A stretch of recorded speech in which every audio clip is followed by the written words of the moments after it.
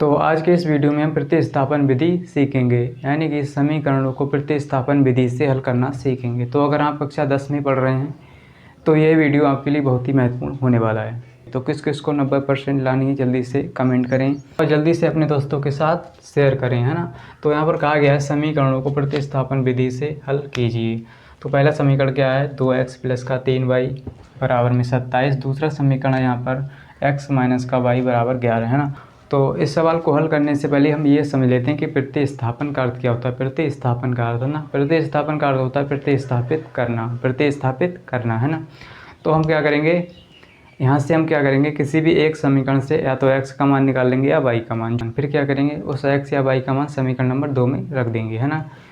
तो जो आपको सरल सा यानी आसान सा समीकरण लगे उसको उठा लेना है और वहाँ से x या y का मान निकाल लेना है, फिर उस x या y का मान समीकरण नंबर 2 में रख देना है। तो चलिए हम क्या करेंगे, समीकरण 1 क्या है यहाँ पर, 2x प्लस का 3y बराबर 27, इसको समीकरण नंबर 1 मान लेंगे, है ना। और x माइनस y बराबर 11, इसको समीकरण नंबर 2 मान लेंगे। अब क्या करेंगे, जो आपको सरल लगे समीकरण उसको उठा लेना है ना। तो हम क्या करेंगे, समीकरण नंबर 2 को ले लेते हैं, है ना। तो यहाँ पर लिखेंगे समीकरण 2 से, है ना, समीकरण 2 से, है ना। अब इतना लिख लेंगे तो यहाँ पर समीकरण 2 को नोट करेंगे, x माइनस वाई बराबर कितना है 11 है। अब क्या करेंगे, यहाँ से या तो x का मान निकाल लेंगे या y का मान, है ना। तो चलिए हम यहाँ से x का मान निकाल लेते हैं ना। तो जब x का मान निकालेंगे तो हो जाएगा 11 और ये माइनस का y है तो बराबर के इस तरफ हम भेजेंगे तो ये प्लस का y हो जाएगा, है ना। अब क्या करेंगे, इसको समीकरण नंबर 3 डाल देंगे।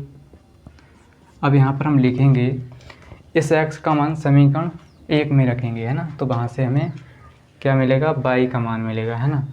इस x का मान समीकरण 1 में रखेंगे, है ना। तो यहाँ पर लिखेंगे समीकरण 3 से, है ना, जो 3 है 3 से, है ना, x बराबर 11 प्लस का y, है ना, प्लस का y समीकरण 1 में रखने पर, समीकरण 1 में रखने पर, है ना, इतना लिख लेंगे रखने पर। अब क्या करेंगे, समीकरण 1 क्या है इसको नोट करेंगे, 2x प्लस का 3y, है ना। समीकरण 1 को नोट करेंगे, 2x प्लस का 3y बराबर 27, है ना। अब क्या करेंगे, इस x की जगह पर यानी इस x की जगह पर ये वाला मान रखेंगे 11 प्लस का y, है ना। तो 2, है ना, इसके बीच कुछ नहीं गुणा होगा, गुणा लगा देंगे, ब्रैकेट में लिखेंगे हम 11 और प्लस में y, है ना। तो हमने x की जगह पर लिख लिया 11 प्लस y, है ना। तो अब क्या करेंगे, प्लस में है 3y, प्लस में क्या है 3y। तो हमने इस x की जगह क्या लिखा, 11 प्लस का y, है ना, 11 प्लस का y और प्लस में क्या है 3y, है ना, बराबर 27। अब क्या करेंगे, इस 2 की अंदर गुणा करेंगे ब्रैकेट के, है ना। तो 11 दूनी 22 यानी 2 की गुणा हम 11 से करेंगे तो 22 हो जाएगा, है ना। प्लस 2 की गुणा 22 से करेंगे 2y हो जाएगा, प्लस में ये 3y रहेगा, है ना, बराबर में हमारा 27 है ना। अब क्या करेंगे, 2y है और ये 3y, तो ये आपस में जुड़ जाएगा, है ना। ये 2y ये 3y आपस में जुड़ जाएगा और कुछ भी यहाँ पर नहीं जुड़ेगा, है ना। तो यहाँ पर जुड़ जाएगा 22, ये 22 है ना, और ये कितना हो जाएगा 5y, 2 प्लस 3 5y, है ना, बराबर में 27। अब क्या करेंगे, हम इस 22 को इस तरफ भेज देंगे तो वहाँ से हमें y का मान मिल जाएगा 5y बराबर, ये प्लस का 22 है, जब इस तरफ भेजेंगे तो माइनस का 22 हो जाएगा, यानी 27 माइनस का 22 हो गया, है ना। अब क्या करेंगे, इसको घटा लेंगे तो 5y, है ना, 5y बराबर कितना हो जाएगा, 27 में से 22 को घटा दो कितना बचेगा, जब 27 में से 22 को घटाएंगे तो 5 बचेगा, है ना, 5 कितना बचेगा 5, है ना। तो यहाँ पर हम लिखेंगे 5, हमने यहाँ पर लिख लिया 5, है ना। अब क्या करेंगे, यहाँ पर इस 5 को इस तरफ भेजेंगे तो ये बटे में आ जाएगा, यानी y बराबर 5/5 हो जाएगा, है ना, 5/5।